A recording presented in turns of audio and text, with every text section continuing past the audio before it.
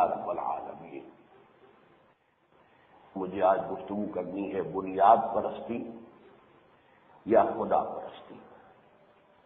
آج دنیا میں بنیاد پرستی کو گالی بنا دیا گیا، فنڈامنٹلزم جو ہے وہ گالی بن گیا، لبرلزم، روشن خیالی، اعتدال پسندی، یہ گویا کہ مطلوب صفات ہے، اور فنڈامنٹلزم اور بنیاد پرستی جس کے لیے پھر وہ انتہا پسندی بھی کہہ دیتے ہیں، یہ مموز چیزیں ہیں، بہت بری چیزیں ہیں، قابل نفرت ہیں، قابل حذر ہیں، ان کو لازماً ترک کرنا ہوگا۔ سوال یہ ہے کہ بنیاد پرستی کہتے کسے؟ میرے نزدیک بنیاد پرستی کا مطلب ہے خدا پرستی۔ اب اگر کوئی شخص اللہ پر ایمان رکھتا ہو کہ وہی خالق ہے، مالک ہے، رب ہے، حاکم ہے، پھر وہ رسالت پر ایمان رکھتا ہو کہ اللہ اپنے منتخب بندوں پر اپنا پیغام بھیجتا رہا، نازل کرتا رہا وحی کے ذریعے، اور آخری رسول صلی اللہ علیہ وسلم پر اللہ کا آخری پیغام قرآن کی شکل میں نازل ہوا۔ اگر یہ دو باتیں مان لیں اور مانے خلوص کے ساتھ، تو اب اس کے سوا کیا تقاضا ہے، اس کے سوا کیا امکان ہے، اس کے سوا ہمارے پاس کیا کوئی اختیار موجود ہے، کوئی چوائس موجود ہے کہ اللہ کے احکام کو مانے اور ان پر عمل کرے، رسول کے فرامین کو مانے اور ان پر عمل کرے۔ آج اسی کو بنیاد پرستی کہا جا رہا ہے۔ بہترین جو مثال دی ہے حضور نے صلی اللہ علیہ وسلم بندہ مومن کی، مثل المومن کمثل الفرس فی اخیہ، بندہ مومن کی مثال اس گھوڑے کی سی ہے کہ جو ایک کھوٹے سے بندھا ہوا ہے۔ صحیح بات ہے، جب اللہ کو مانا تو اللہ کے احکام سے بندھ گیا، اب آزاد تو نہیں ہے۔ قرآن کو مانا تو قرآن کے قانون کے ساتھ بندھ گیا، رسول کو مانا تو رسول کے فرامین کے ساتھ بندھ گیا۔ بندھا ہوا انسان ہے وہ جو خدا کو مانتا ہو، وہ مادر پدر آزاد نہیں ہے کہ جو چاہے کرے۔ آج کی دنیا میں اصل میں وہ مادر پدر آزادی جو ہے اس کو کہا جاتا ہے لبرلزم، اس کو کہا جاتا ہے روشن خیالی، اعتدال پسندی۔ اللہ کو مانو، سجدہ کر لیا کرو، نماز پڑھ لیا کرو، لیکن اللہ کے سارے احکام جو ہے وہ کوئی واجب الاطاعت نہیں ہے۔ ہمارا چوائس ہے، ہمارا لبرل اختیار ہے، ہیومن رائٹس ہے، ہم خود قانون بنائیں گے، ہم خود حاکم ہیں، پاپولر ساورنٹی کا دور ہے، حاکمیت عوام کی ہے، تو جو حاکم ہوتا ہے وہی قانون بناتا ہے۔ لہذا جو بھی منتخب ہو کر اسمبلی کے یا کانگریس کے یا پارلیمنٹ کی جو بھی آپ اسے کہیں رکن بنیں گے، انہیں اختیار مطلق حاصل ہے، جو چاہے قانون بنائے۔ ہومو سیکشولیٹی کو کہ مرد سے شہوت رانی کر رہا ہو اور عورت سے شہوت رانی کرے، گیز اینڈ لیسبینس، اس کو جائز کرنے کا قانون بن سکتا ہے، بن گیا ہے، بنا ہوا ہے، یہاں تک کہ ان کے مابین شادی جو ہے وہ رجسٹر کی جا رہی ہے، اس لیے ایک اختیار ہے پارلیمنٹ کا۔ یہ صورتحال اس حد تک سوچئے کہ ترکی ایک ملک، مسلمان ملک، جس کے بارے میں خاص طور پر بڑی خوشخبری سنی تھی کہ وہاں ایک اسلامی جماعت کی حکومت بن گئی ہے، اس کا حال یہ ہے کہ وہ یورپین یونین میں داخلے کے لیے بےتاب ہے، 25 سال سے ایڑیاں رگڑ رہا ہے، جو وہ مطالبہ کرتے پورا کر دیتا۔ میں شاید پچھلی مرتبہ بتا چکا ہوں کہ 118 قوانین میں ترمیم کر دی ہے یورپ کی خواہش کے مطابق۔ کسی طرح یہ راؤنڈ ہول میں یہ اسکوائر پن جو ہم لانا چاہ رہے ہیں تو اس کے کونے جو ہے تراش دیں تاکہ یہ راؤنڈ ہول کے اندر جا سکے۔ اور سب سے بڑا کارنامہ ابھی ہوا ہے، کیونکہ ذرا اسلام پسند قسم کی حکومت تھی، اردوغان صاحب کی، تو یہ زنا کو قابل سزا جرم قرار دینے کے لیے ایک بل پارلیمنٹ میں لے آئے۔ اس سے پہلے تو کوئی، جیسا کہ پورے یورپ میں ہے، زنا کوئی جرم نہیں ہے، صرف زنا بالجبر جرم ہے، کانسنٹ کے ساتھ، زنا بالرضا کوئی جرم نہیں، قتل جرم ہے۔ ایک شوہر اگر اس کی بیوی کرتی ہے زنا کسی اور شخص سے، تو وہ سول سوٹ دائر کر سکتا ہے کہ میرے حق میں اس نے جو ہے وہ خلل اندازی کی ہے، لیکن کوئی کرمنل نہیں ہے یہ معاملہ، کوئی مقدمہ نہیں بنے گا، فوجداری مقدمہ نہیں بنے گا، کوئی سزا نہیں۔ یہ بل انٹروڈیوس تھا، لیکن یورپ میں جو تنقیدیں ہوئی کہ ایک طرف یہ ہمارے یونین میں آنا چاہتا ہے ترکی، دوسری طرف ایسا قانون پاس کر رہا ہے، انہوں نے وہ بل واپس لے لیا۔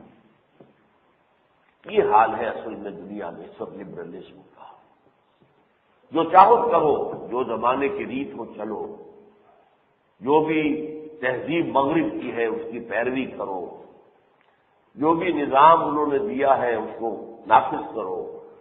البتہ ہم نماز پڑھ لو، روزہ رکھ لو، ہمیں کوئی اعتراض نہیں ہے، حج کیا کرو، ہمیں کوئی اعتراض نہیں، عمرہ کرو، کوئی اعتراض نہیں۔ تو مسلمان تو در حقیقت فطرتاً بنیاد پرست ہے، جو بنیاد پرست نہیں ہے وہ گویا کہ خدا پرست نہیں ہے، سیدھی سیدھی بات۔ وہ دعویٰ کرتا ہے اللہ پر ایمان کا، نبی پر ایمان کا، قرآن پر ایمان کا، حقیقت میں اس کا ایمان نہیں ہے۔ حضور نے فرمایا صلی اللہ علیہ وسلم، جس شخص نے قرآن کی حرام کردہ شے کو اپنے لیے حلال ٹھہرا لیا، اس کا قرآن پر کوئی ایمان نہیں ہے، صاف صاف۔ اس اعتبار سے بنیاد پرستی مسلمان کے لیے مساوی ہے خدا پرستی کے، کہ جس کو چھوڑنا مسلمان کے لیے ممکن نہیں ہے۔ جو آیات میں نے تلاوت کی ہیں وہ بھی آپ سمجھ لیجئے کہ قرآن نے کتنا ایمفیسائز کیا ہے۔ سورہ بقرہ کی آیت ہے، یا ایھا الذین آمنوا ادخلوا فی السلم کافۃ، اہل ایمان اسلام میں داخل ہونا تو پورے سے پورے داخل ہو، اس میں کوئی ریزرویشن نہیں ہو سکتی، اس میں کوئی تفریق نہیں ہو سکتی کہ ہم فلاں حصہ اسلام کا مانیں گے، فلاں نہیں مانیں گے، فلاں چیزیں جو ہیں وہ مغرب کو ایکسیپٹیبل نہیں ہیں لہذا ہم ان کو چھوڑ دیں گے، نہیں۔ یہ تو ایک پیکج ہے جسے آپ کہتے ہیں کہ پیکج ہے، ٹیک اٹ اور لیو اٹ، بس لینا ہے تو پورا اسلام لو اور نہیں تو جاؤ، دفاع ہو جاؤ، اللہ کو تمہاری کوئی احتیاج نہیں ہے، تمہیں اللہ کی احتیاج ہے، اللہ کو تمہاری کوئی ضرورت نہیں۔ تو الغنی الحمید ہے، الغنی جس کا نقشہ ایک حدیث قدسی میں کھینچا گیا ہے۔ اللہ فرماتا ہے کہ اگر تمام انسان، تمام جن، جو سب سے زیادہ متقی انسان ہو سکتا ہے مثلا حضرت ابوبکر، ویسے بن جائیں تب بھی میری سلطنت میں کوئی اضافہ نہیں ہوگا، اور اگر تمام انسان اور تمام جن جو بدترین فاسق و فاجر ہو سکتے ہیں سب ابو جہل بن جائیں تب بھی میری سلطنت میں کوئی کمی نہیں ہوگی، غنی جسے کوئی احتیاج ہی نہیں۔ تو اگر تو اسلام قبول کرنا ہے تو پورا ادخلوا فی السلم کافۃ ولا تتبعوا خطوات الشیطان، شیطان کے نقوش پا کی پیروی نہ کرو، شیطان کے نقش قدم پر نہ چلو، انہ لکم عدو مبین، وہ تمہارا کھلا دشمن ہے۔ اس نے تو ادھار کرایا ہوا اس پر کہ آدم کی نسل کو میں گمراہ کر کے چھوڑوں گا۔ اس نے اللہ کے روبرو کہا ہے کہ میں یہ جو آدم کو تو نے مجھ پر فضیلت دی ہے تو میں ثابت کر دوں گا کہ یہ اور اس کی نسل تیری فرما بردار نہیں ہوگی۔ بہرحال وہ اسے اللہ نے چھٹی کی ہوئی ہے، انظرنی الی یوم یبعثون، مجھے ذرا مہلت دے دے، مجھے زندگی اتنی دے دے کہ قیامت تک میں زندہ رہوں کہ میں ثابت کر دوں گا اپنا دعویٰ کہ اللہ تیرا یہ انتخاب غلط تھا کہ تو نے آدم کو زمین کی خلافت بخشی اور مجھے نہیں دی۔ اسی لیے فرمایا کہ یا ایھا الذین آمنوا ادخلوا فی السلم کافۃ ولا تتبعوا خطوات الشیطان انہ لکم عدو مبین، اے ایمان کے دعوے دارو اسلام میں داخل ہو جاؤ پورے کے پورے، اور شیطان کے نقش پا کی پیروی نہ کرو، وہ تمہارا کھلا دشمن ہے۔ اسی طریقے سے اب یہ تو ایک مثبت انداز ہے نا، منفی انداز میں سورہ بقرہ ہی کی آیت ہے، بارہا میں نے سنائی ہے آپ کو۔ افتؤمنون ببعض الکتاب وتکفرون ببعض، کیا تم ہماری کتاب، ہماری شریعت کے ایک حصے کو مانتے اور ایک کو نہیں مانتے؟ فما جزاء من یفعل ذلک منکم، تو کوئی سزا نہیں ہے اس کی جو تم میں سے یہ طرز عمل اختیار کرے گا، الا خزی فی الحیات الدنیا، سوائے اس کے کہ دنیا کی زندگی میں ذلیل و خوار و رسوا کر دیے جائیں، ویوم القیامت یردون الی اشد العذاب، اور قیامت کے دن شدید ترین عذاب میں جھونک دیے جائیں۔ اللہ کو کفر کی بجائے یہ زیادہ ناپسند ہے۔ کافر نے تو کھل کر کہہ دیا میں نہیں مانتا، بات ختم ہوئی۔ اب اس سے تو اللہ نپٹے گا آخرت میں، یا وہ نمٹ لیا کرتا تھا جب کسی رسول کو بھیجتا تھا۔ اگر کسی رسول کی دعوت قبول نہیں کی بحیثیت مجبوری کسی قوم نے، تو وہ قوم ہلاک کر دی گئی، وہ دنیا ہی میں۔ حضرت نوح کی قوم ہلاک کر دی گئی، غرق ہوئی، ان کا اپنا ایک بیٹا بھی ان کی نگاہوں کے سامنے غرق ہوا۔ حضرت ہود کی قوم عاد تباہ کر دی گئی، کأن لم یغنوا فیہا، ایسے ہو گئے جیسے کبھی تھے ہی نہیں، کیونکہ بڑی قدامت قوم تھی وہ، تو ایسے لگتا تھا کہ جیسے کھجور کے تلے پڑے ہوئے زمین پر جب وہ ہلاک ہو گئے۔ قوم سمود حضرت صالح بھیجے گئے، نہیں مانا، ہلاک کر دی۔ سدوم اور عمورہ کی بستیاں حضرت لوط بھیجے گئے، نہیں مانا، پتھراؤ کر کے انہیں غرق کر دیا گیا اور الٹ دیا گیا۔ حضرت شعیب کو بھیجا گیا ان کی قوم کی طرف، نہیں مانا، ہلاک کر دیا۔ فرعون اور اس کے سرداروں کی طرف موسیٰ کو بھیجا گیا، نہیں مانا، غرق۔ یہ اللہ کا اصول ہے۔ لیکن اب یہ عذاب نہیں آئے گا، رسول تو آخری آ چکے، اور جس طرح کا اتمام حجت رسول کے ذریعے سے ہو سکتا تھا، ہم جیسے لوگ دعوت بھی دیں گے تو ظاہر بات ہے کہ اس سے وہ اتمام حجت نہیں ہوتا۔ ہمارے اوپر لوگ تنقیدیں بھی کر سکتے ہیں کہ صاحب یہ نام دیتے ہیں اسلام کا، اور یہ کپڑے اچھے پہنتے ہیں، اور یہ ایسا کرتے ہیں، اور یہ ایسا کرتے ہیں، کر سکتے ہیں۔ وہ ہستی کہ جس کے دامن پر کوئی داغ تو دور کی بات ہے، چھینٹ تک نہیں تھی، اور پھر اس نے ان کی اپنی مادری زبان میں، عربی میں قرآن نازل ہوا اوپر، انہوں نے اتمام حجت کر دیا، حق ظاہر ہو گیا، باطل ظاہر ہو گیا۔ اس کے بعد بھی نہیں مانا تو پھر رسول کے بعد پھر کوئی رعایت نہیں ملتی۔ یہ میں بعد میں بیان بھی کروں گا، آج ایک اہم مسئلہ۔ لیکن ظاہر بات ہے کہ اب کوئی رسول نہیں آئے گا تو وہ عذاب کفار پر اب نہیں آئے گا، صرف ایک قرض ہے، تاریخ کا ایک قرض ہے، اور وہ یہود کے بارے میں ہے۔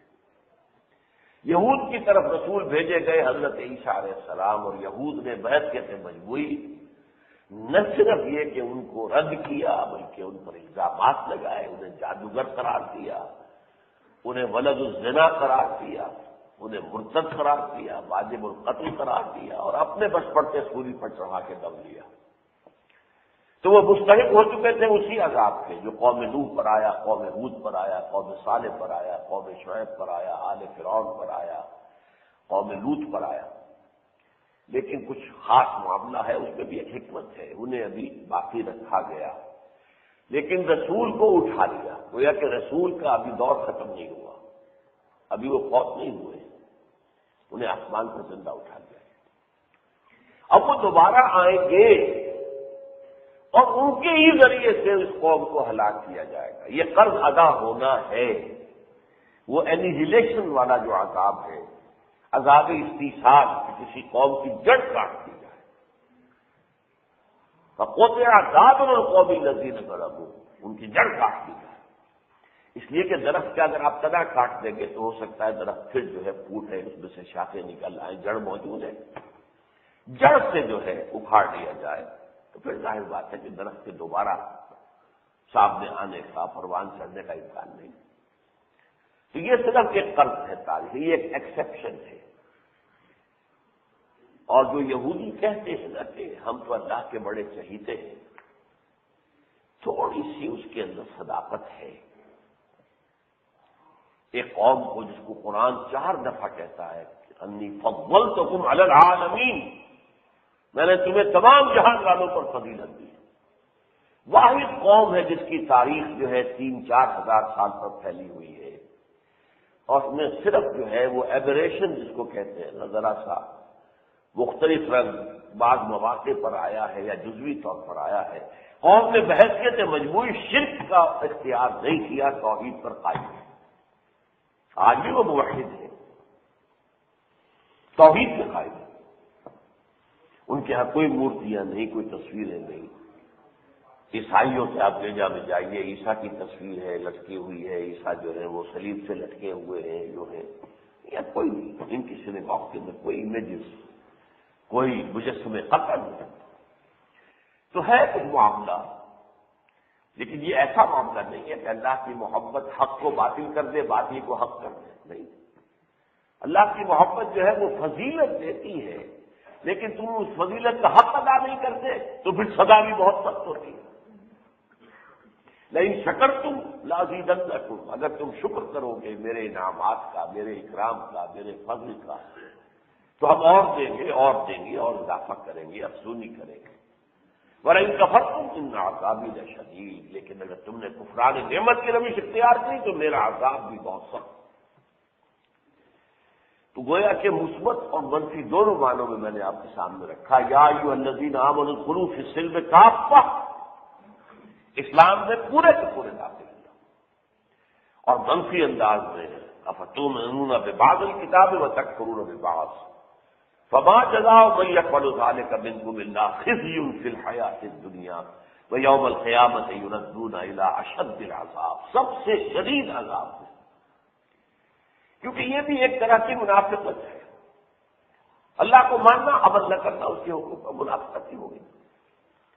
تو منافقین کے بارے میں آئے ان المنافقین فی الدرک الاسفل من النار، منافقین حالانکہ وہ نمازیں پڑھتے تھے، حضور کے پیچھے کھڑے ہو کے نمازیں پڑھتے تھے، اور جبرن ہی صحیح، کراہت کے ساتھ ہی صحیح زکوٰۃ اور صدقات بھی دیتے تھے، بلکہ غزوات کے موقع پر تو چندے پیش کرتے تھے، ہماری جان بخشی کر دے، ہمیں چھٹی دے دے، جنگ میں جانے سے ہم سے مار لے لیں، یہ کرتے تھے۔ لیکن کہا گیا ان المنافقین فی الدرک الاسفل من النار، وہ تو آگ کے سب سے نچلے طبقے میں ہوں گے۔ اللہ کو کفر سے نفاق زیادہ ناپسند ہے، اسی لیے سورہ صف میں فرمایا گیا یا ایھا الذین آمنوا لم تقولون ما لا تفعلون، کہتے کیوں ہو کہ ہمارا اللہ پر ایمان ہے جبکہ تم عمل نہیں کرتے اس پر؟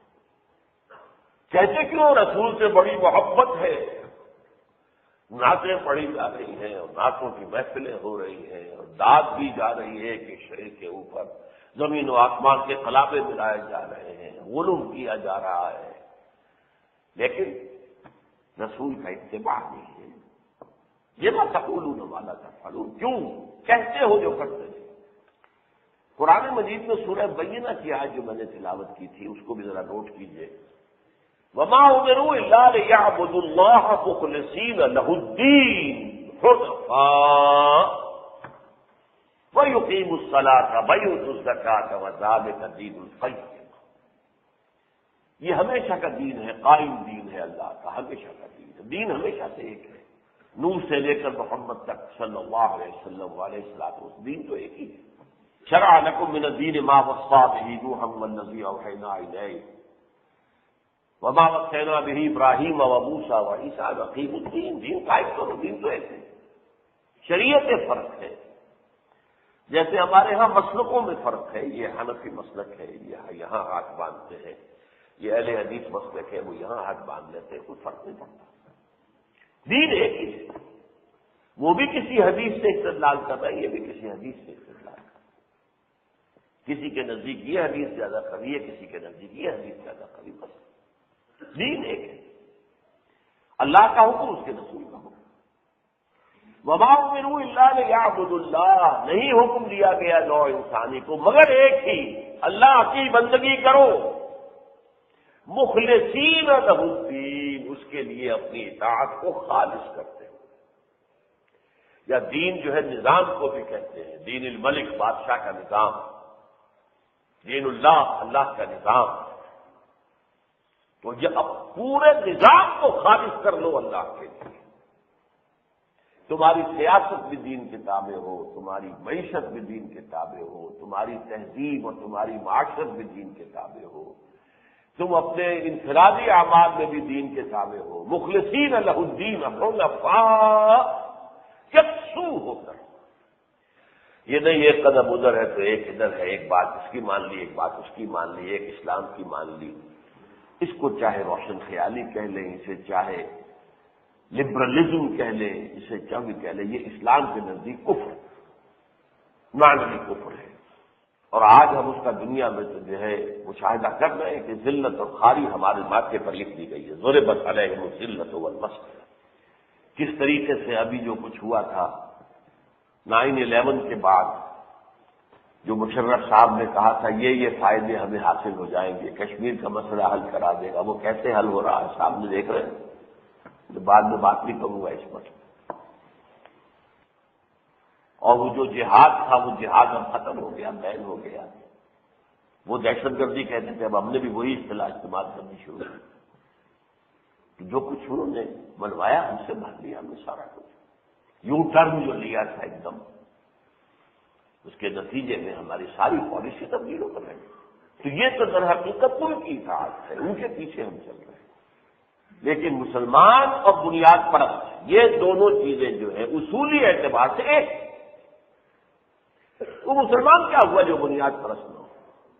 میں نے کو آج سے 10 سال پہلے واشنگٹن ایریا میں ایک اجتماع ہوا تھا مسلمانوں کا، تو میں نے وہاں کہا تھا کہ آپ کو ایک سلوگن اختیار کرنا چاہیے اور اپنی کاروں پر اسٹیکر لگائیے، yes we are fundamentalist but not terrorist.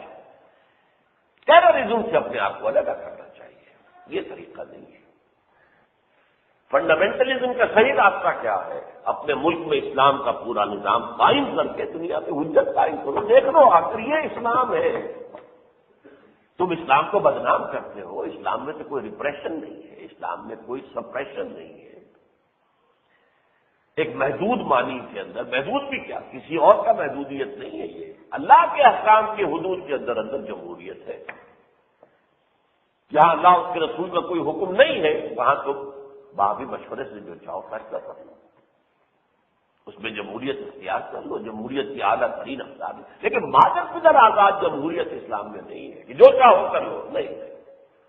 اللہ اور اس کے رسول کا، کیونکہ وہی حدیث جو میں نے شروع میں پڑھی تھی، جب بھی مجھے اسلام کے سیاسی نظام پر تقریر کرنے کا موقع ملتا ہے تو اس میں اسی حدیث کو پڑھاتا ہوں گا۔ مثل المومن کمثل الفرس فی عقیلتہ، مومن کی مثال جو ہے اس گھوڑے کی ہے جو کھوٹے سے بنا ہوا ہے۔ اب ایک تو یہ ہے کہ آپ نے صرف 2-3 گز کی رسی باندھی ہوئی ہے تو گھوڑا جو ہے کھوٹے کے ساتھ گویا جڑا ہوا ہے۔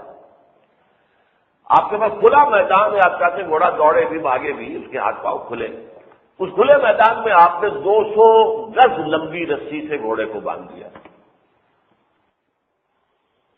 نتیجہ کیا نکلے گا کہ 200 گز ریڈیس نصف قطب، اس کا ایک سرکل وجود میں آ جائے گا۔ اس کے اندر گھوڑا آزاد ہے، شمال کو جائے، جنوب کو جائے، مشرق میں جائے، مغرب میں جائے، 150 گز جائے، 100 گز جائے، 200 گز چلا جائے، لیکن 201واں گز نہیں آئے گا، نہ مشرق میں، نہ مغرب میں، نہ شمال میں، نہ جنوب۔ یہی مثال ہے اسلام میں۔ یہ دائرہ ہے اللہ اور اس کے رسول کے احکام کا، اس کے اندر جو دائرہ، اس میں آپ آزاد ہیں۔ اس دائرے کے اندر جو ہے آپ اپنی کثرت رائے سے فیصلہ کر لیں، کوئی حرج نہیں ہے۔ سادہ ترین مثال میں یہ دیا کرتا ہوں، گھر میں کوئی دعوت منعقد ہو رہی ہے، اب اس میں ایک مسئلہ آ جاتا ہے کہ ڈرنک کیا سرو کی جائے۔ ایک بات واضح ہو گئی، اس دائرے سے باہر شراب ہے، شراب کو سرو نہیں کی جائے، وہ تو دائرے کے باہر ہے۔ اب دائرے کے اندر روح افزا شربت بھی ہے اور نورس شربت بھی ہے، 7 اپ بھی ہے، ببل اپ بھی ہے، آپ اس چیز کو چاہے اس کا فیصلہ کر لیں، گنتی کر کے خاندان کے افراد زیادہ جس کے حق میں ہوں، سب مباح ہے۔ تو مباحات میں سے کوئی انتخاب کرنے کے لیے رائے عوام کی ٹھیک ہے، یہ جمہوریت ہے۔ تو یہ جو فنڈامنٹلزم ہے یہ در حقیقت جب تک کہ مسلمانوں کی پوری زندگی پر حاوی نہ ہو، وما امروا لیعبدوا اللہ مخلصین لہ الدین، پورے نظام کو، پورے نظام اطاعت کو اللہ کے لیے خالص کر دیا جائے، یکسو ہو کر۔ اور یہ مضمون اصل میں سورہ زمر میں آیا ہے، 5-6 مرتبہ یہ مضمون آیا ہے۔ یہ آخری پارے کی چھوٹی صورتوں میں تو بہت اہم مضامین جو ہے ان کو ایک ایک صورت کی شکل میں اور چھوٹی صورت کی شکل میں لایا گیا ہے۔ جیسے ایک تصور یہ ہے کہ شیطان جو ہے انسان کو یہ بھی دھوکہ دیتا ہے، اللہ بڑا غفور ہے، بڑا غفور ہے، بڑا غفور ہے، کیے جا جو کرتے بخشے، وہ رحیم ہے، وہ ودود ہے، وہ غفور ہے، وہ ستار ہے، لیکن وہ العادل بھی ہے، انصاف کرنے والا، وہ منتقم بھی ہے، شدید الانتقام، انتقام شدید لیتا ہے، وہ قہار بھی ہے، یہ بھی اس کی شان ہے۔ تو یہ مضمون بہت جگہوں پر آیا، لیکن سورہ انفطار ایک سورت ہے جس کا مرکزی مضمون ہی ہے۔ اسی طرح اپنی بندگی کو اللہ کے لیے اطاعت خالص کرنا، بالکل خالص، ہر معاملے میں اللہ کے ساتھ، پورا نظام اللہ کے تابع، یہ بہت سی صورتوں میں آیا، لیکن سورہ بینہ کا تو یہ مرکزی مضمون ہے چھوٹی صورت کا۔ سورہ زمر میں آپ کو گنواتا ہوں کتنی مرتبہ یہ مضمون آیا سورہ زمر میں، انا انزلنا الیک الکتاب بالحق فاعبد اللہ مخلصا لہ الدین، اے نبی ہم نے آپ پر کتاب نازل کی ہے حق کے ساتھ، بس آپ بندگی کیجیے اللہ کی، اس کے لیے اپنی اطاعت کو خالص کرتے ہیں۔ پھر یہ قل انی امرت ان اعبد اللہ مخلصا لہ دینی، کہہ دیجیے لوگوں سے کہ مجھے حکم یہ ہوا ہے کہ میں اللہ ہی کی بندگی کروں، اس کے لیے اپنی اطاعت کو خالص کرتے ہوئے۔ تیسری مرتبہ پھر آیا قل اللہ اعبد مخلصا لہ دینی، کہہ دو میں اللہ ہی کی بندگی کرتا ہوں اس کے لیے اپنے دین کو خالص کرتے ہوئے۔ اس سے اگلی سورت جو ہے سورہ مومن، اس میں دعا کا مضمون مرکزی ہے، اسی میں وہ آیت بھی آئی ہے قال ربکم ادعونی استجب لکم ان الذین یستکبرون عن عبادتی سیدخلون جہنم داخرین، تمہارا رب یہ کہتا ہے مجھ سے دعا کرو، مجھ سے مانو، میں تمہاری دعا قبول کروں گا، اور جو لوگ پر بناء تکبر میری بندگی نہیں کرتے، یعنی مجھ سے دعا نہیں کرتے، وہ جہنم میں داخل ہوں گے ذلیل ہو کر۔ تو حضور نے فرمایا ہے، بہت خوبصورت تشریح کی ہے اس آیت کی، دیکھو تم انسانوں سے کچھ نہ مانگو، جس سے بھی کچھ مانگا جائے اس پہ ایک دفعہ ضرور جو ہے وہ اندر اس کے تکبر پیدا ہوتا ہے، مجھ سے کیوں مانگا، چاہے بعد میں دے دے، ایک دفعہ بوجھ محسوس کرتا ہے وہ اپنے اوپر کہ اس نے مجھ سے یہ چیز کیوں مانگی۔ یہ انسان کی خواہش ہے۔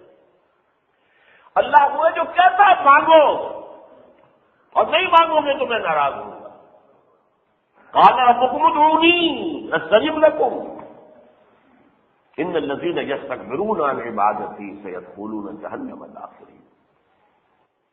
خاص طور پر جو فرمایا گیا کہ شب کے آخری لمحات میں تو اللہ تعالیٰ سمائے دنیا تک نزول فرماتے ہیں، اور پھر ندا ہوتی ہے حل من سائل فأعطیہ، حل من مستغفر فأغفر لہ، ہے کوئی شخص جو مانگنے والا ہو، جاگ رہا ہو، میرے حضور میں کھڑا ہو اور مانگ رہا ہو کہ میں اسے دوں، ہے کوئی جو استغفار کر رہا ہو، انٹا غفیل سویا ہوا نہ ہو، جاگ کر مجھ سے استغفار کر رہا ہو کہ میں اسے بخش دوں۔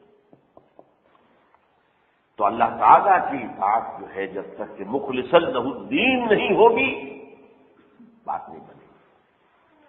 میرا آج کا دوسرا نقطہ یہ ہے، اور وہ میں نے اصل میں حال ہی میں ایک کتاب پڑھی ہے، کیرن آرمسٹرانگ ایک مصنفہ ہے امریکن، اس نے کتاب لکھی ہے the battle for God, fundamentalism in Judaism Christianity and Islam, اور بڑی اچھی کتاب ہے، ایک دو جگہ پر اس نے ڈنڈی ماری ہے، اور وہ بھی میرے نزدیک بدنیتی سے نہیں بلکہ ناسمجھی سے، کم فہمی سے، ورنہ کتاب معلوم ہوتا ہے کہ بہت آبجیکٹو ہے، وہ بڑی کتاب ہے، 450 صفحے، لیکن بہت باریک ٹائپ ہے۔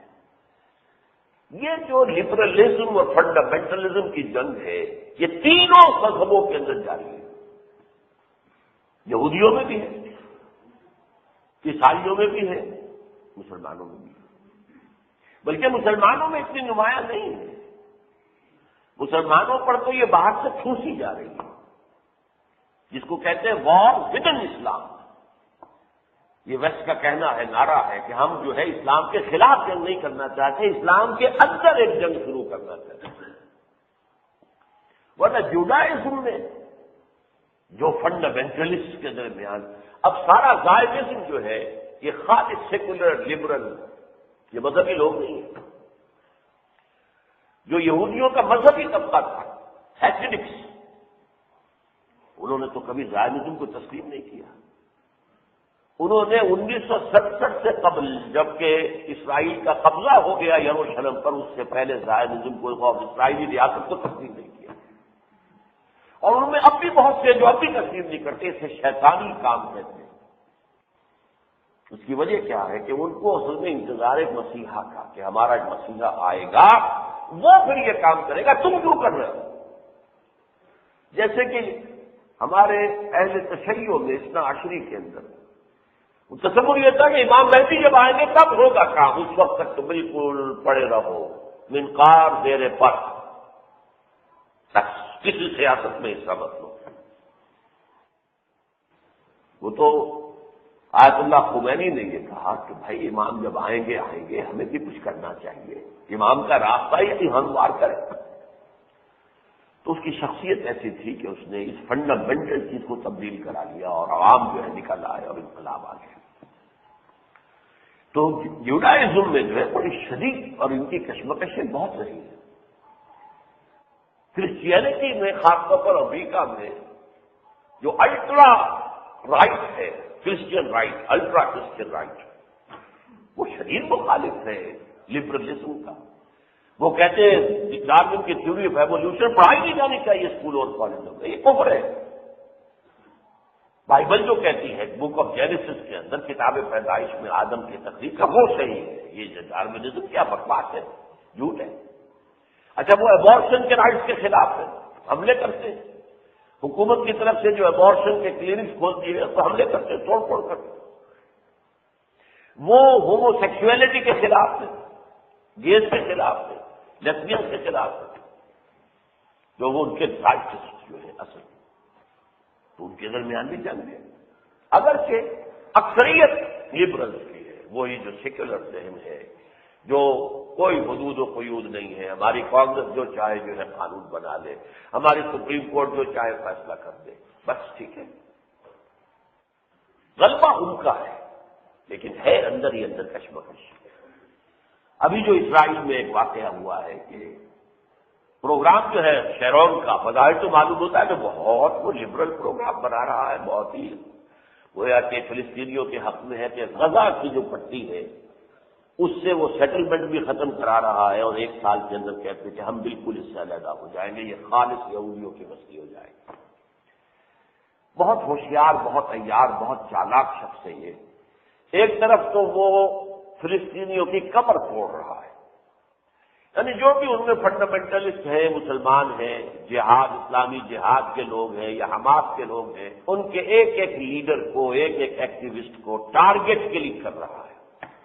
اور ذرائع آج کل ایسے ہیں کہ بڑی آسانی سے آدمی جو ہے وہ اسپاٹ ہو جاتا ہے کہاں ہے۔ ٹیلی فون آپ نے یوز کیا اور پتہ چل گیا، اور راکٹ آیا اور گیا۔ آپ کار میں جا رہے ہیں، کار کے اوپر راکٹ پڑا ہو گیا۔ تو وہ کہ جتنے بھی ملیٹنٹ ٹائپ ہیں، جو کہ کھڑے ہونے کی ہمت رکھتے ہیں، جو کوئی ریزسٹ کر سکتے ہیں، ان کو تو چن چن کر اب ان میں سے ایک کے ساتھ 10 اور مارے گئے تو کیا ہے، لیکن اصل ٹارگیٹ ان کا وہ ایکٹیوسٹ ہے۔ جو پی ایل او تھی یاسر عرفات کی، وہ خالص سیکولر جماعت ہے، لبرل جماعت ہے، اسے مذہب سے کوئی سروکار نہیں، لیکن حماس اور اسلامی جہاد یہ موومنٹ ایسی ہے کیونکہ مسلمان فنڈامنٹلسٹ ہے۔ آپ کو معلوم ہے کہ جب سادات نے معاہدہ کیا ہے اسرائیل کے ساتھ اور اسرائیل کو تسلیم کیا، تو ایک طرف ایک مصری نے سادات کو مار دیا، دوسری طرف ایک یہودی نے اسحاق ریبن کو مار دیا۔ یہ کون ہے فنڈامنٹلسٹ ہے؟ تم نے اسرائیل کے ساتھ اور اسرائیل کو تسلیم کیوں کیا؟ مسلم فنڈامنٹلسٹ کو کہتا ہے ہرگز تسلیم نہیں کرنا، ہرگز تسلیم نہیں کرنا۔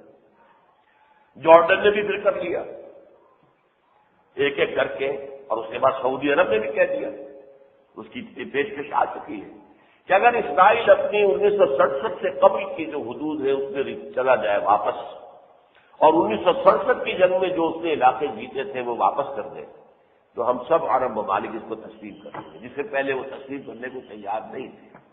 لیکن اسرائیل ویسٹ بینک کو نہیں چھوڑنا چاہتا۔ وہی میں کہہ رہا تھا جو ہوشیاری کر رہا ہے، عیاری کر رہا ہے، وہ یہ کہ ویسٹ بینک کا اکثر و بیشتر حصہ اپنے پاس رکھے گا، اس لیے کہ یہی اصل علاقہ ہے یہودیوں کا۔ اس میں جو اصل ان کے جو ہے مذہبی مقامات، ان کے تاریخی مقامات، وہ اس علاقے میں، اس لیے کہ باہر وہ جو کچھ ہے اس وقت غزہ کی پٹی ہے یا کوئی اور ہے، باقی تو صحرا تھا، اصل یہ علاقہ تھا۔ بارکنا حولہ، جسے قرآن میں کہا گیا ہے، سبحان الذی اسری بعبدہ لیلا من المسجد الحرام الى المسجد الاقصى الذی بارکنا حولہ، تو مبارک ماحول زرخیز تھا، سینکڑوں انبیاء کا فرق۔ تو یہ جو ہے اس وقت فنڈامنٹلزم اور سیکولرزم یا لبرلزم، اس کی جنگ جو ہے تینوں مذاہب کے اندر شدت کے ساتھ جاری ہے۔ البتہ ان میں فرق کیا ہے؟ دیکھیے، اہل کتاب کا معاملہ یہ ہے کہ ان کے کوئی اسکرپچرز جو ہے وہ سرٹن نہیں ہے، یقینی نہیں۔ تورات شکوک سے بھری ہوئی ہے، تضادات سے بھری ہوئی ہے، غیر سائنٹیفک چیزوں سے بھری ہوئی ہے۔ اس کی پہلی 5 کتابیں کہا جاتا ہے حضرت موسیٰ کی لکھی ہوئی ہے، اس پر بھی کوئی ثبوت نہیں ہے۔ انجیل کے بارے میں پتہ ہی نہیں چلتا، اس لیے کہ انجیل نازل ہوئی ہوگی یا ہیبریو میں اور یا آرامائک میں۔ آرامائک وہاں کی عوامی زبان تھی، آرامی زبان، اور ہیبرو جو ہے عبرانی وہ ان کے علماء کی زبان تھی، جیسے ہمارے یہاں عربی علماء کی زبان ہے۔ باقی ہمارا جو دور حکومت تھا اس میں بھی فارسی زبان تھی حکومت کی، اور باقی لوگ ہندی بولتے تھے، یہ تو اردو بولتے تھے۔ تو وہاں 2 زبانیں تھیں، تو اگر انجیل اتری ہے تو ان 2 میں سے ایک ہے، اور اس کا کوئی نسخہ موجود نہیں ہے آج۔ قدیم نسخہ جو ہے قدیم ترین، وہ اس کا ٹرانسلیشن ہے لاطینی زبان، گریک لینگویج، یونانی زبان، قدیم لینگویج۔ پھر دوسرا فرق کیا ہے؟ یہ جتنی کتابیں تورات انجیل، اس میں 3 چیزیں گڑبڑ ہیں۔ اللہ کا کلام جو وحی کے ذریعے سے آیا، اور اس رسول کا کلام کہ جو جس پر وہ وحی آئی تھی، اور تاریخی واقعات، تینوں چیزیں گڑبڑ کر کے جمع کر دی گئی۔ جبکہ اللہ کے فضل و کرم سے ایک تو یہ کہ قرآن سرٹن، اس کے 2 گھٹوں کے درمیان جو کچھ ہے اس میں ایک حرف پر بھی شک نہیں، اور پوری دنیا مانتی ہے کہ قرآن کی پیورٹی، انٹیگریٹی یہ مسلم ہے کہ یہ وہی قرآن ہے جو محمد نے مسلمانوں کو دیا تھا صلی اللہ علیہ وسلم۔ کیونکہ اتنی لمبی تاریخ بھی نہیں تھا، تورات کی تاریخ 3000 برس پرانی ہے، ہمیں تو ابھی 1400 برس میں، انجیل بھی 2000 برس پرانی ہے۔ اس اعتبار سے تو قرآن جو ہے وہ سرٹن، محفوظ، انا نحن نزلنا الذکر وانا لہ لحافظون۔ پھر ہمارے یہاں 3 چیزیں بالکل علیحدہ ہیں۔ قرآن اللہ کا کلام، اس لیے حضور نے ابتدا میں روک دیا تھا، میری باتیں لکھو نہیں، کہیں ایسا نہ ہو جائے کہ یہ گڑبڑ ہو جائے جیسے پہلے کتابوں میں ہو گیا۔ حدیث علیحدہ معین ہوئی، جمع ہوئی، سیرت کی کتابیں الگ تھی، تینوں چیزیں ڈسکریٹلی علیحدہ ہیں۔ پھر یہ کہ ہماری شریعت واضح ہے، مرتب، ان کے ہاں تورات کی شریعت کے چند احکام ہیں، اور عیسائیوں میں شریعت سرے سے ہے ہی نہیں۔ بہرحال ہمارے یہاں بھی شریعت میں مزید اجتہاد کا راستہ تو کھلنا چاہیے۔ پھر مسلمانوں میں کبھی بھی مذہبی تفرقے کی بنیاد پر خونریزی نہیں ہوئی۔ یہ جو کچھ پاکستان میں ہو رہا ہے، پہلے کچھ اور تھا، پہلے یہ سعودی عرب اور ایران کی بائی پراکسی وار ہو رہی تھی، اب اس میں نہ معلوم موساد اور را کے کتنا ایلیمنٹ ہے، کتنا انڈیجنس ہے ہمارا اپنا داخلی، ہم کہہ نہیں سکتے۔ عوامی سطح پر تو کوئی کانفلکٹ نہیں ہے، ایک دیوار بیچ رہ رہا ہے شیعہ اور سنی، کوئی فرق ہے؟ کوئی ان میں دشمنی ہے، کوئی جھگڑا ہے، کوئی لڑائی ہے؟ کہیں بھی نہیں۔ زیادہ سے زیادہ کاغذیوں کے جلوس پہ اختلاف ہو جاتا تھا کہ تمہارا راستہ یہ معین ہے، ادھر کیوں آ رہے ہو، بس اس پر جھگڑے ہوتے تھے اور کچھ بھی نہیں۔ اس اعتبار سے مسلم فنڈامنٹلزم جو ہے وہ اتنا گہرا نہیں ہے، اور لبرلز کا اور مسلمانوں فنڈامنٹلسٹ کا اتنا گہرا فساد نہیں ہے جتنا کہ ان دونوں میں۔ وہ کتاب اگر آپ پڑھیں گے تو آپ کو معلوم ہوگا کہ وہاں تو تباہی ہے بہت سخت۔ ابھی جو ہے بڑی مشکل سے شیرون کو جو ہے 67 ووٹ ملے ہیں غازہ سے سیٹلمنٹ ختم کرنے کے، اور اب بھی کچھ لوگوں نے استعفے دیے ہیں، اس کی وزارت ٹوٹنے کا امکان ہے، کیونکہ جو فنڈامنٹلی جو یہودی وہ کیسے واپس دے رہے ہو تم؟ ہمیں تو اور زمینیں لینی ہے، ہمیں تو گریٹر اسرائیل بنانا ہے، ہمیں تو پوری دنیا کی یہودیوں کو لا کے بچانا ہے۔ ابھی ہے کہ کتنے ہیں؟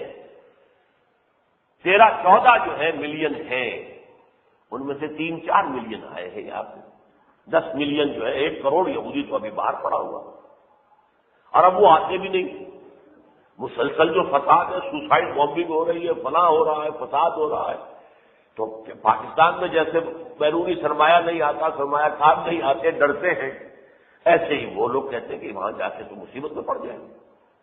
جب تک کہ کوئی بالکل ایسی سیف اور ہر طرح سے محفوظ ریاست قائم نہ ہو جائے، ہمیں تو یہ کرنا ہے، تم واپس کر رہے ہو۔ یہ جو جنگ ہے فنڈامنٹلسٹ کی اور سیکولرسٹ کی یا لبرلسٹ کی، یہ زیادہ شدید ہے یہودیوں میں، زیادہ شدید ہے عیسائیوں میں بنسبت مسلمانوں کے، لیکن مین سٹریم ان کی بھی سیکولر ہے، ہماری بھی سیکولر ہے۔ ہماری ایجوکیٹڈ ایلیٹ جو ہے، ایجوکیٹڈ سے مراد کیا؟ مغربی تعلیم، جن کو میں کہا کرتا ہوں پڑھے لکھے ان پڑھ، پڑھے لکھے تو پی ایچ ڈی ہیں لیکن قرآن بھی نہیں پڑھ سکتے، نازلہ بھی پڑھ سکتے، تو ان پڑھ ہوئے کہ نہیں ہوئے؟ دین کے اعتبار سے ان پڑھ، پڑھے لکھے ان پڑھ وہ ہے کہ جو لبرل ہیں، ان کے اوپر پورے مغرب کے اثرات ہیں، ان کی تہذیب ہے، اسی کو امیٹیٹ کرتے ہیں، اسی کے پیچھے چلتے ہیں۔ وہ جو کہا تھا کبھی اکبر الہ آبادی نے، چیز وہ ہے بنے جو یورپ میں، اور بات وہ ہے جو بازیر میں چھپے، انگریزی اخبار میں آ گیا ہے، لہٰذا اس میں کسی شک و شبے کی گنجائش نہیں۔ اردو اخبارات میں تو ایسے ہی گاربیج ہوتا ہے، انگریزی اخبار میں آ گیا، اب کوئی شک و شبہ۔ تو چیز وہ ہے بنے جو یورپ میں، اور بات وہ ہے جو پانیئر میں چھپے۔ اگرچہ ایک پپتی ٹوسٹ کی تھی اسی اکبر الہ آبادی نے پانیئر پر، وہ پہلا انگریزی اخبار تھا، گھر سے خط آیا ہے کہ ہو گیا کہلم ان کا، پانیئر لکھتا ہے بیمار کا حال اچھا، تو یہ بھی ہے۔ بہرحال مین سٹریم جو ہے آج مسلم ورلڈ کا، it's a bitter truth, mainstream. Musharraf صاحب غلط نہیں کہتے ہیں، اکثریت وہ لبرل ہے، وہ اسلام کو اگر آبزرو بھی کرتی ہے تو نماز روزے کی، اکثریت تو نہیں کرتی ہاں، لیکن جو کرتے ہیں اس میں بھی اکثریت لبرل کی ہے۔ وہ لوگ جو دین کو ایک وحدت کی حیثیت سے مان کر اور اس پر عمل کرنا چاہیں، میں سمجھتا ہوں پرویز مشرف کی بات صحیح ہے کہ وہ آٹے میں نمک کے برابر ہے، کوئی شک نہیں۔ اچھا، اب میں وہ بات کر رہا ہوں جو بعض لوگوں کو شاید اچھی بھی نہ لگے۔ دیکھیے حالی نے جو کہا تھا، اے خاصا اے خاصان رسول وقت دعا ہے، امت سے تیری آ کے عجب وقت پڑا ہے۔ وہ دین جو بڑی شان سے نکلا تھا وطن سے پردیس میں، وہ آج غریب الغربا ہے۔ اس کا مظہر کیا ہے؟ آج جو کچھ ویسٹ چاہ رہا ہے، 1400 سال پہلے یہی ہم نے چاہا تھا۔ میں ویسٹ کے لیے کوئی اپالوجی پیش نہیں کر رہا ہوں، اس کے لیے کوئی جواب پیش نہیں کر رہا ہوں، لیکن حقیقت کو دیکھیے، جب جزیرہ نما عرب میں اسلام کا انقلاب کامیاب ہو گیا، کامل ہو گیا، مکمل ہو گیا، جاء الحق وزهق الباطل۔ اب دو گروہوں کے ساتھ دو مختلف معاملے کیے گئے۔ جو تو بنی اسماعیل تھے یا ان کے تابع، جنہیں امیین کہا گیا، حضور بھی انہی میں سے تھے، ان کو تو الٹیمیٹم دے دیا گیا کہ تمہارے ساتھ سارے معاہدے ختم، مشرکین کے ساتھ کوئی معاہدہ نہیں۔ سورہ توبہ کی پہلی 6 آیات، براءۃ من اللہ ورسولہ الی الذین عاہدتم من المشرکین۔ صرف فرق یہ کیا گیا کہ جن سے تو معاہدہ ہے غیر معین مدت کے لیے، انہیں 4 مہینے کی مہلت دے دی، 4 مہینے تک مہلت ہے، پھر معاہدہ ختم۔ اور جن کا مدت کے تعین کے ساتھ تھا اور ساتھ ہی انہوں نے ابھی کوئی خلاف ورزی نہیں کی، تو ان کے بارے میں حکم دیا ان کی مدت جتنی بھی ہے، سال ہے، 1.5 سال ہے، پوری کر دو۔ لیکن جیسے ہی یہ مدت ختم ہو جائے گی، اس کے بعد حکم کیا آیا؟ فَإِذَا انْسَلَخَ الْأَشْهُرُ الْحُرُمُ فَاقْتُلُوا الْمُشْرِكِينَ حَيْثُ وَجَدتُّمُوهُمْ، ان مشرکوں کو قتل کرو جہاں بھی پاؤ، وَخُذُوهُمْ، پکڑو وَاحْصُرُوهُمْ، ان کا محاصرہ کرو، وَقَعُوا لَهُمْ كُلَّ مَرْصَدٍ، ہر جگہ پر گھات لگا کر بیٹھو اور پکڑو ان کو۔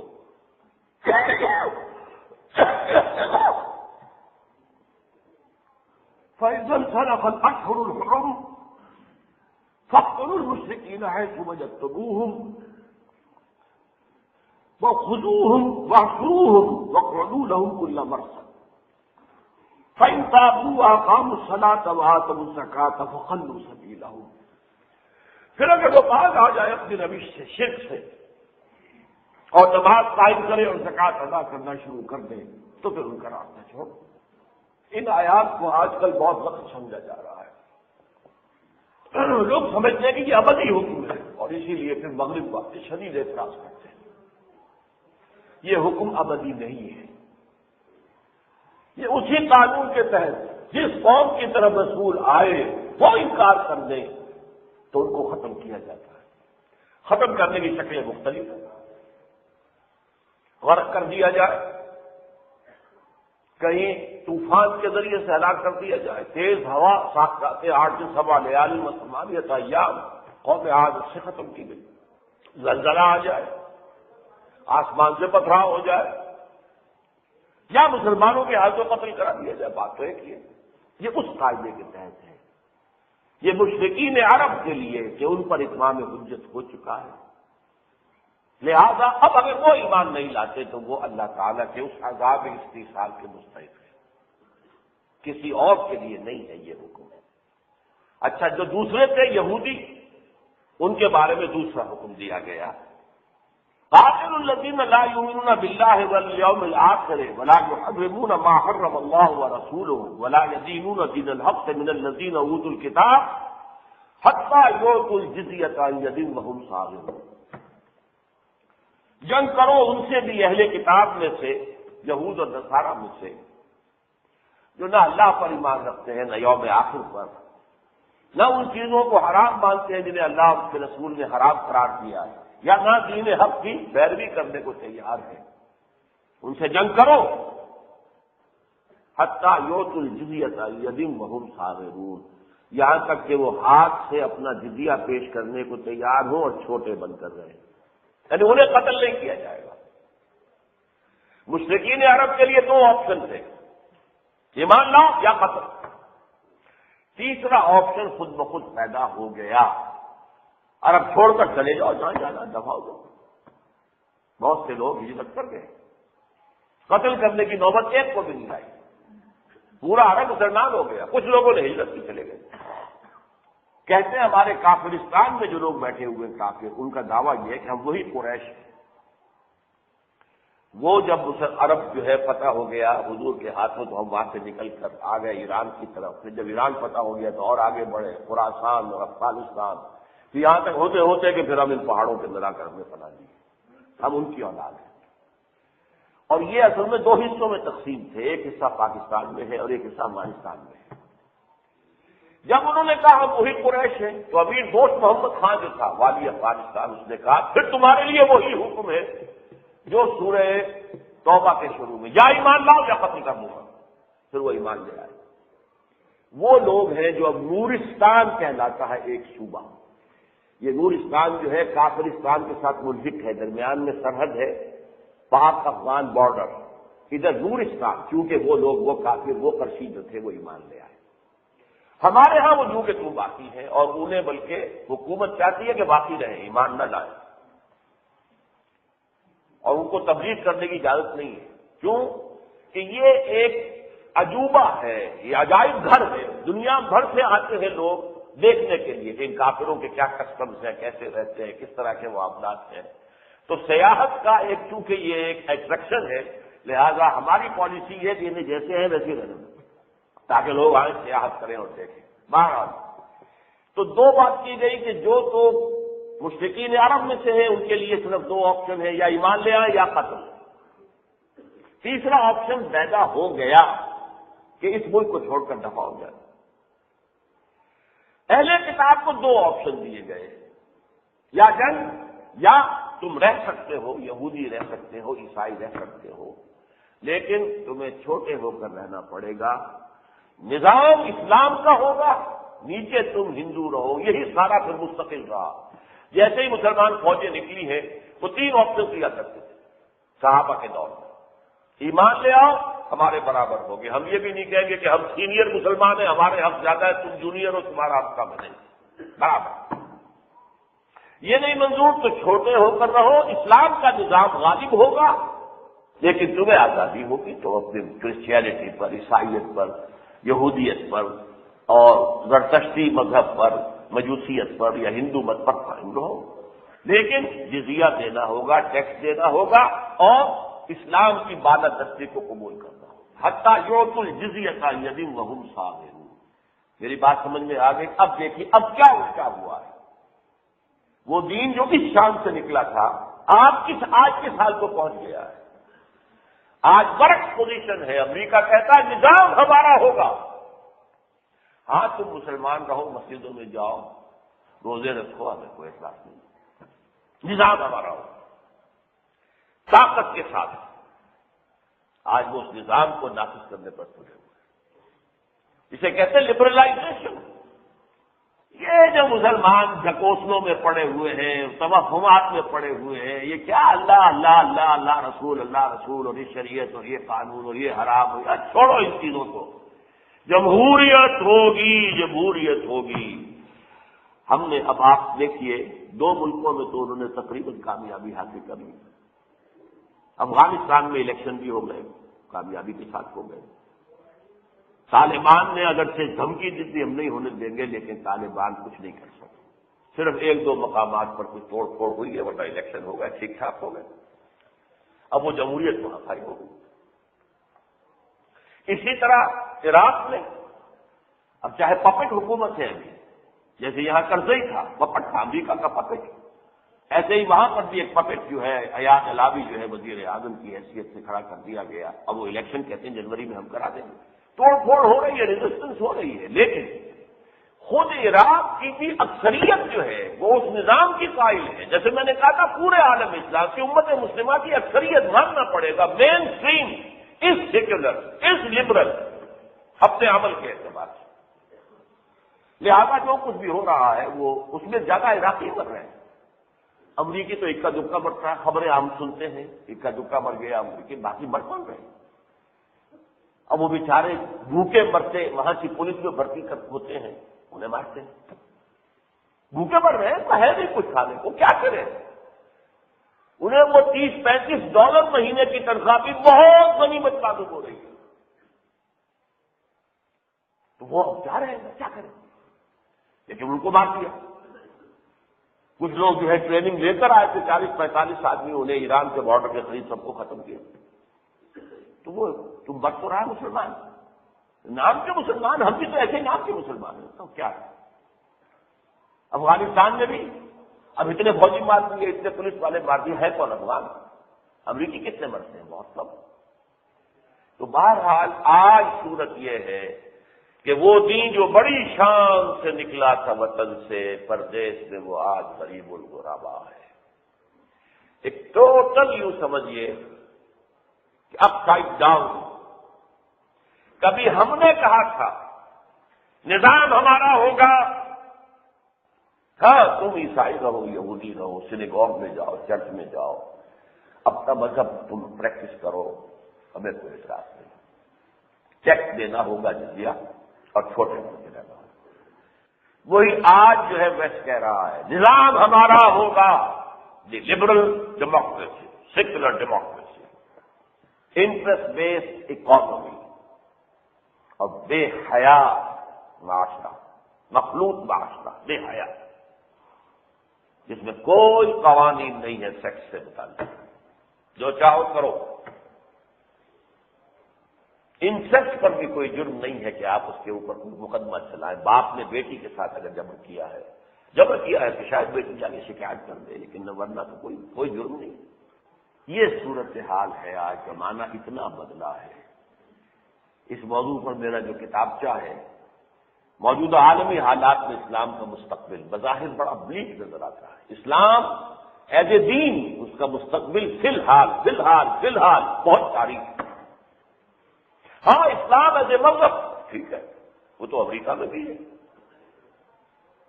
وہ ہندوستان میں بھی ہے، ہر جگہ ہے، لیکن اسلام دین کی حیثیت سے، نظام کی حیثیت سے، nothing doing, we can't accept, we can't tolerate, this is fundamentalism, کہ تم پورے نظام پر چاہتے ہو اللہ کی حکومت، اللہ کی بالادستی، وَيَكُونَ الدِّينُ كُلُّهُ لِلَّهِ، یہ ہم برداشت نہیں کر سکتے۔ اس فنڈامنٹلزم کو تو ہم نے کچل کر رہنا۔ اب دیکھیے، ایک تو کشمیر کا مسئلہ تازہ ہوا ہے ہمارے ہاں، اور صدر پرویز مشرف نے جو کچھ کہا ہے اس پر فطری طور پر دو طرفہ رد عمل آ رہا ہے۔ کچھ لوگ ان کے ساتھ بھی ہیں اور کچھ لوگ شدید مخالفت بھی کر رہے ہیں۔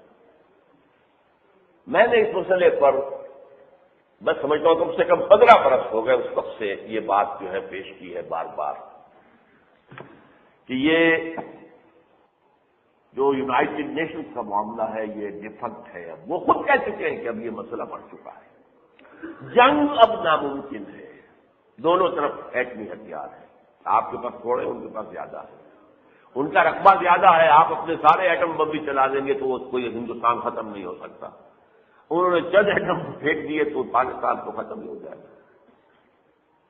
تو اس اعتبار سے خود پیپلز پارٹی اور نواز شریف کے دور میں بھی وہ لچک دکھانے کا معاملہ تو ہوا تھا، جب فوج نے جو ہے واجپئی سے ملاقات کرنے سے انکار کیا تھا، سیلیوٹ کرنے سے انکار کیا تھا۔ بے نظیر کے اوپر بھی بڑا الزام لگا تھا، جب راجیو آیا تھا تو اس نے جس طرح کی باتیں کی تھی۔ تو اب یہ ہے کہ مشرف صاحب وہی بات لے کر آ گئے ہیں، لیکن میری تجویز بہت پرانی ہے کہ تقسیم کشمیر کے سوا کوئی راستہ نہیں۔ جائز ترین تقسیم تو یہ ہوگی کہ لداخ اور جموں بھارت میں کم ہو جائے، وہ علیحدہ ان کو صوبے بنا لیں۔ مشرقی پنجاب کے 3 صوبے بن چکے ہیں، 2 صوبے اور بن جائیں، جموں اور لداخ علیحدہ لیں، اور وادی جو ہے پاکستان کو ملنی چاہیے۔ صحیح ترین تو جائز ترین، صحیح ترین اور عدل پر مبنی انصاف کے لیے، لیکن یہ ناممکن ہے، اس لیے کہ 50 سال سے زائد سے جو رٹ لگائی ہوئی ہے ہندوستان کی حکومتوں نے، اٹوٹ رنگ، تو کوئی حکومت اس پوزیشن میں نہیں ہے کہ وہ ذرا بھی ادھر سے ادھر ہو سکے۔ اسی لیے اب تک لچک کی کوئی بات بھی انہوں نے نہیں کی، ساری لچک ہم ہی دکھا رہے ہیں۔ لیکن یہ ہے کہ میرے نزدیک اگر جو پاکستان کے پاس کشمیر ہے وہ پاکستان کے پاس رہے اور اس کو علیحدہ اسٹیٹس ختم کر کے صوبوں کی شکل دے دی جائے، آزاد کشمیر کا صوبہ، ادھر سے شمالی صوبہ، انڈیا ان دو کو اپنے صوبے بنا دے، اور ویلی کے اندر پلیبسائٹ ہو جائے، استصواب رائے ہو جائے، اور اس میں تھرڈ آپشن بھی دے دیا جائے کہ آپ چاہیں تو بھارت کے ساتھ، چاہیں پاکستان کے ساتھ، چاہے آزاد ہو جائے، لیکن آزادی کی شکل میں بھارت اور پاکستان کا جوائنٹ کنٹرول رہے کہ یہاں کوئی تیسری فورن پاور آ کے قدم نہ جما لے۔ یہ وہ بات ہے جو سید علی گیلانی نے کہی ہے، اگر آپ نے کل کے اخبارات میں پڑھا، بہت شدید تنقید کی اس نے کہ پاکستان کو کیا ہو گیا ہے، یہ کیوں جلد بازی کر رہے ہیں، ہم موجود ہیں، ابھی ہم جانے دے رہے ہیں اس کشمیر کا نوجوان، اب تو یہاں سے تو جانے والا سلسلہ بند ہو چکا ہے، یا جو پہلے گئے تھے وہ وہیں پر اگر محصور ہو گئے ہیں تو جو کچھ کر رہے ہیں کارروائیاں کر رہے ہیں، ہم نے تو روک دیا ہے، تو کشمیری جان دے رہے ہیں، تمہیں کیا جلدی پڑی ہے؟ اور کیا تم کشمیر میں امریکہ کا ایک اڈا بنانا چاہتے ہو؟ اور یہ میں ہمیشہ سے کہہ رہا ہوں، امریکہ کا اڈا ایک نیا اسرائیل بنے گا، اور اسے اگر روکے گا تو بھارت روکے گا، پاکستان نہیں روک سکتا، پاکستان تو امریکہ کی جیب میں ہے، جو حکم آئے گا سر تسلیم خم ہے، جو مزاج یار گیا، ہم تو ویسے بھی امریکہ کا اڈا ہے اس وقت، ہم نے افغانستان کے خلاف اڈے دیے، سب کچھ کیا، اور اب بھی ان مجاہدین کو جن کو اسلام کے نعرے پر لے کر آئے تھے روسیوں سے لڑنے کے لیے، اب ہم جس طرح سے ان کے ساتھ سلوک کر رہے ہیں وہ سب کو معلوم ہے وہ کیوں آئے تھے، کیا افغانستان کے اندر انہیں کوئی اچھی معیشت کی زندگی مل رہی تھی؟ ہمارے لوگ دبئی جاتے تاکہ وہاں سے کما کے لائیں، امریکہ جاتے تاکہ اچھی زندگی ہو، وہ آئے تھے کائے کے لیے؟ روسیوں کے خلاف لڑنے کے لیے۔ بہرحال یہ ایک دوسری داستان ہے، تو میرے نزدیک یہ ہے کہ اس پر غور ہونا چاہیے، البتہ کوئی صورت ایسی نہ ہو، میں نے اس کی مثال بھی دی ہوئی ہے، دیکھیے یہ چیز مطلوب ہے کہ پاکستان اور بھارت کے درمیان مفاہمت ہو، مفاہمت ہمیشہ ایک اچھی ہے، دوستی ہمیشہ ایک اچھی ہے۔ قائد اعظم نے بھی کہا تھا، جب ان سے پوچھا گیا تھا بھارت اور پاکستان کے تعلقات کیسے ہوں گے، تو فرمایا تھا جیسے کہ کینیڈا اور یو ایس اے کے۔ اقبال نے کہا تھا کہ اگر یہ ایک علیحدہ مسلمان مملکت بن گئی تو یہ ہندوستان کو محفوظ رکھے گی، اور واقعہ یہ ہے کہ ہندوستان اگر کمیونزم سے محفوظ رہا ہے تو اس لیے کہ پاکستان کا قلعہ درمیان میں موجود تھا، ورنہ ہندوستان کے اندر تو کمیونزم جو ہے بڑی وہ جنگل کی آگ کی طرح پھیل جاتا ہے، یہ واقعہ ہے۔ 12 اگست پر خاص طور پر جو ایک ایم پی رہے ہیں اور بڑے لیڈر ہیں مسلمانوں کے، سید شہاب الدین، تو میری تجدید پر ان کا خط آیا تھا کہ آپ کی بات صحیح ہے بلکہ میری رائے بھی یہی رہی ہے، تو انہوں نے مثال دی کہ فرانس اور اسپین کے درمیان جو پہاڑی سلسلہ ہے پائرنیز ماؤنٹینز، جیسے ہمارے ہاں یہ کو ہندو کش ہے افغانستان کے پاکستان کے مابین، تو وہ پائرنیز کے اندر ایک وادی ایک جگہ پر ہے چھوٹی سی انڈورا، اس پر پہلے فرانسیسی اور اسپینش لڑتے رہے، وہی میری ہے وہ کہ میری ہے، پھر انہوں نے طے کیا اسے آزادی دے دو انڈورا، لیکن ہمارا جوائنٹ کنٹرول رہے گا اس کے اوپر، کہ اس کی کوئی فورن پالیسی وغیرہ جو ہے وہ نہ فرانس کے خلاف جائے اور نہ اسپین کے، یہ تاریخ کے اندر واقعہ موجود ہے۔ جو بات ہم نے کبھی کہی تھی نظام اللہ کا ہوگا، نیچے تم عیسائی رہو، یہودی رہو، ہندو رہو، مجوسی رہو، آج وہ وقت کہہ رہا، طاقت کے ساتھ کہہ رہا ہے، اپنی ٹیکنالوجی کی وجہ سے کہہ رہا ہے، ہمارے پاس صرف حرارت ایمانی کی طاقت تھی اور کچھ نہیں تھا، ان کے پاس جو کچھ ہے وہ آپ کو معلوم ہے، ٹیکنالوجی کی انتہا کے ساتھ وہ اب اس طریقے سے اگریسولی آگے آ رہے ہیں، اور کیری اگر آ گیا، ویسے تو مشترک پروگرام وہی ہے، یہ تو جب تک کہ ہماری حکومت جو ہے تعاون کر رہی ہے وہ کچھ رعایتیں دے رہا ہے، لیکن یہ دونوں اس پر متفق ہیں کہ یہ دو فنڈامنٹلسٹ ملک ہیں ابھی جن کے اوپر ہمیں اصل جو ہے حملہ کرنا ہوگا۔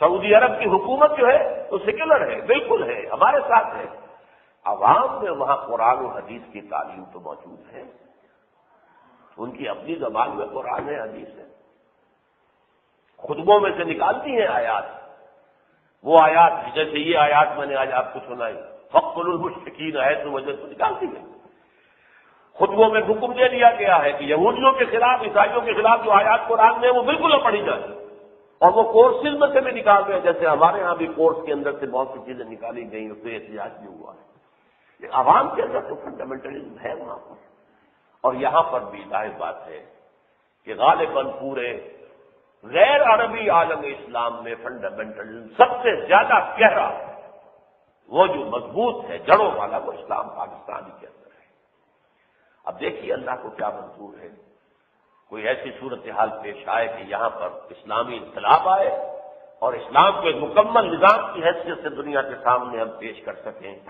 تاکہ وہ ایک جیسا کہ قائد اعظم نے کہا تھا ہم روشنی کا مینار بنانا چاہتے ہیں، جیسے سمندروں کے اندر ہوتے ہیں جہاں چٹانیں ہوتی ہیں وہاں مینار بنا دیتے ہیں، اوپر روشنی ہوتی ہے، ادھر سے خرید نہ آنا یہاں چٹانیں ہیں، ایسے ہی اسلام کا ایک مینار جو ہے وہ بنا دیا جائے تاکہ دنیا دیکھے اور قائد ہو جائے اسلام کی۔ بارک اللہ لی و لکم فی القرآن العظیم و نفعنی و ایاکم بالآیات والذکر الحکیم۔